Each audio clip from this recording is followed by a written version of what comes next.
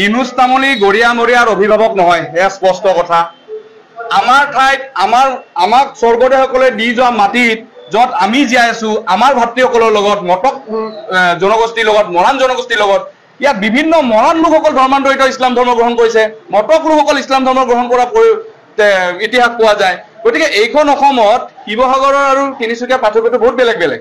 গতিকে তেওঁক ক'ব যে তেওঁ গৰিয়াৰ দুয়োজনে অভিভাৱক নহয়। তেওঁলোকে ব্যক্তিগত তেওঁলোকৰ ৰুটি সেকাৰ স্বাৰ্থত, ৰুটি সেকা বুলিয়ে ক'ম, তেওঁলোকৰ নিজৰ ৰুটি সেকাৰ স্বাৰ্থত এইবিলাক কথা কৈ আছে।